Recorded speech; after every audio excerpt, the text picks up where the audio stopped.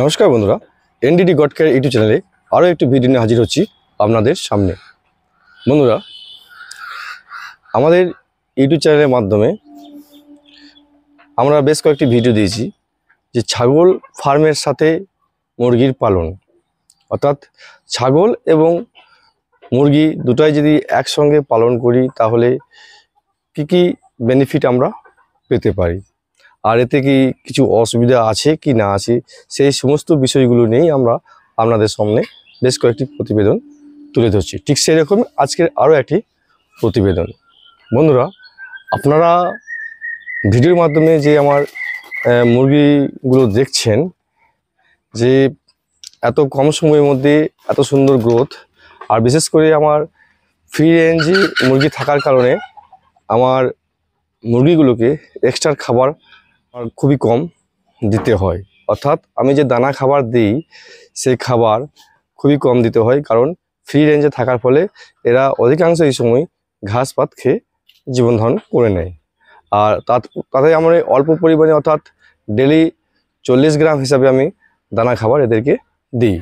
তো বন্ধুরা, আজকের এই ভিডিওর উদ্দেশ্য হচ্ছে, আমরা যখন ছাগল পালন করছি, আর ছাগল পালনে যেভাবে কস্টিং আর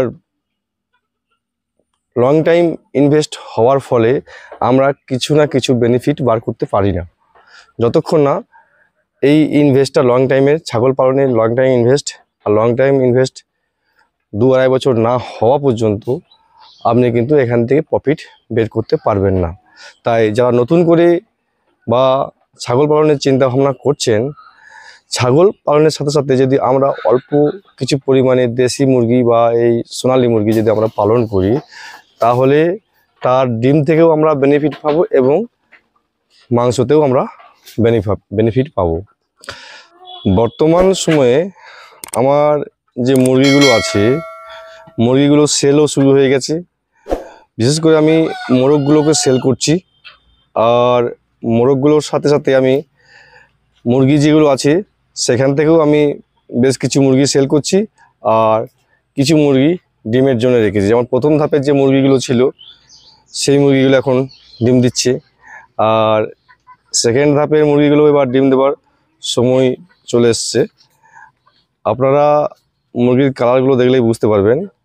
ফ্রি রেঞ্জে মুরগি পালন করা আর বদ্ধ ঘরে মুরগি পালন করা দুটোর মধ্যে অনেক তফাৎ আছে। ফ্রি রেঞ্জে মুরগি পালন করার ফলে মুরগির কালার, মুরগির চমক খুব সুন্দর, আর লাভ। আমি কিন্তু মেডিসিন কস্টিং নেই বললেই চলে, মেডিসিন কস্টিং আমি আর সেরকম মেডিসিন আমি দিই না। তো আমি একটু পরিবর্তন করি, পরিবর্তনটা হচ্ছে আমি সপ্তাহে একদিন পটাশিয়াম পারম্যানেন্ট দিয়ে আমি জল দিই, আর বাকি দিনগুলো নর্মাল জল দিই। আর তার মধ্যে যে আপনারা দেখছেন গুড় জল, দিনে এক টাইম অল্প পরিমাণে গুড় জলও এদের খাওয়ানো হয়। তাতে কি হয়, এদের লিভারের সমস্যাটা থাকে না। আর লিভার টনিক আমি তেমন কিছু দিই নাই এখনও পর্যন্ত।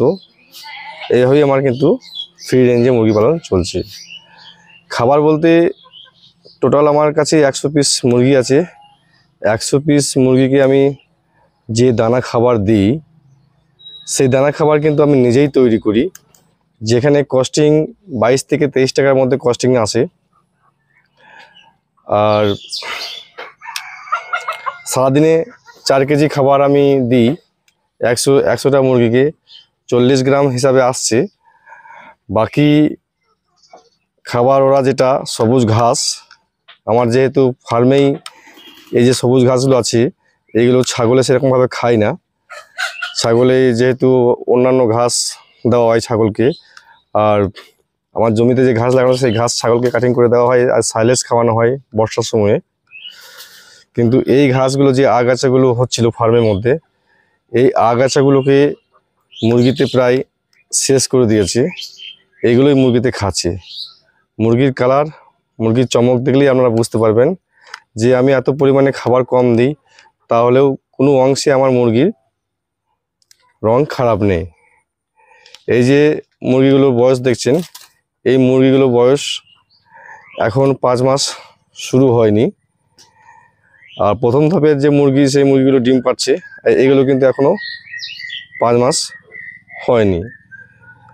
এই মুরগিগুলো এবার ডিম পাড়ার প্রায় সময় চলে এসেছে, আর মোটামুটি 15-20 দিনের মধ্যে এগুলো ডিম দিতে শুরু হয়ে যাবে। আর আমার এখন যে মোরগ আছে, সেই মোরগগুলো সেল হচ্ছে। মোরগগুলো যে সেল করছি সেগুলো আমি লোকালেই সেল করছি, খুচরো সেল করছি, পাইকারিতে আমি সেরকম সেল করিনি। তো বন্ধুদের কাছে আজকে এই প্রতিবেদনের উদ্দেশ্য একটাই, যদি ছাগল পালনের সঙ্গে সঙ্গে আপনি কিছু পকেট মানি বের করতে চান, তাহলে কিন্তু এইভাবে আপনাকে করতে হবে। কারণ ছাগল পালনে যে ইনভেস্ট, সেটা লং টাইম ইনভেস্ট। আর ওই ইনভেস্ট আপনার 2-2.5 বছর না গেলে আপনি কিন্তু প্রফিট তেমন কিছু বুঝতে পারবেন। আপনি যদি মোটামুটি 15-20টা ছাগল নিয়েও ছাগল নিয়ে ছাগল ফার্ম করেন, তাহলে কিন্তু আপনাকে মিনিমাম 1.5-2 বছর টাইম ওখানে দিতে হবে। তারপরেই কিন্তু আপনি ইনভেস্টের পয়সা কিছুটা করে আপনি বের করতে পারবেন।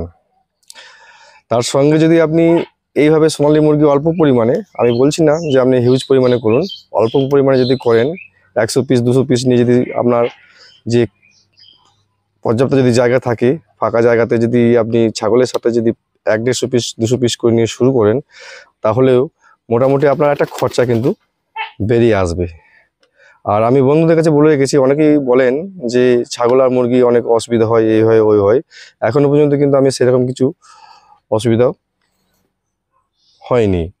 আর আজকের ভিডিওতে ছাগলগুলো এবং মুরগিগুলো একসঙ্গে দেখানোর অর্থ হলো যে এখন বর্ষার সময় অনেকেই ভাববেন যে আমি আগের ভিডিওতে বলেছি, যখন ছাগলগুলো বাইরে বের হয়ে যায় তারপরে কিন্তু আমি মুরগিগুলোকে বাউন্ডারিতে বের করি। আবার যখন ছাগল বাইরে থেকে যখন ভিতরে আসে, তখন কিন্তু আমি আবার মুরগিগুলোকে ভিতরে ভরে দিই, ছাগলগুলো বাইরে থাকে। আগের ভিডিওতে আমি আপনাদেরকে দেখিয়েছি। কিন্তু এখন বর্ষার সময়, এখন সেরকম বাইরে গ্যাজিং করার জায়গা নেই।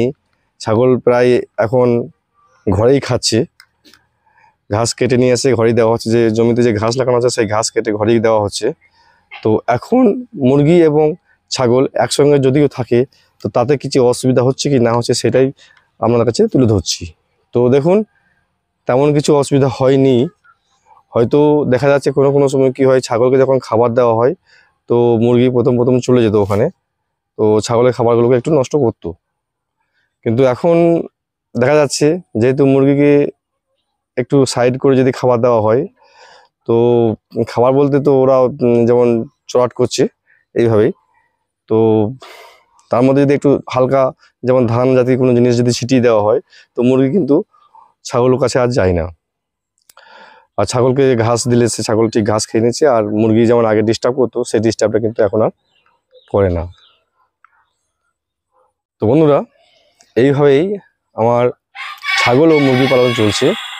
আর এখন যেহেতু মুরগি আমার সেল হতে শুরু হয়ে গেছে, লোকাল মার্কেটে বা লোকাল যারা পরিচিত হয়ে গেছেন তারা এসে নিয়ে যাচ্ছেন। এখান থেকে বেশ কিছু ডিমও সেল করছি আমি। তো এইভাবে কিন্তু দেখা যাচ্ছে এখন যে ফার্ম থেকে যে পয়সাটা আমার আগে বেরোচ্ছিল না, এখন কিন্তু এখান থেকে একটু করে আমার পকেট মানি কিন্তু বেরিয়ে চলে আসছে। তো যাই হোক বন্ধুরা, ছাগল ফার্ম যারা শুরু করতে চাইছেন, করুন। উপযুক্ত জ্ঞান নিয়ে ছাগল ফার্ম শুরু করুন। আর তার সাথে সাথে যদি এইভাবে ছোট যদি প্রজেক্ট আপনি করেন, তাহলে কিন্তু আপনি কিছু না কিছু প্রফিট এখান থেকেও কামাতে পারবেন। এই নিয়েই আজকের ভিডিও। তো ভিডিওটা কেমন লাগলো, ভালো লাগলে লাইক ও কমেন্ট করবেন। নতুন বন্ধুদের কাছে অনুরোধ, চ্যানেলটি সাবস্ক্রাইব করে পাশে থাকবেন। ধন্যবাদ।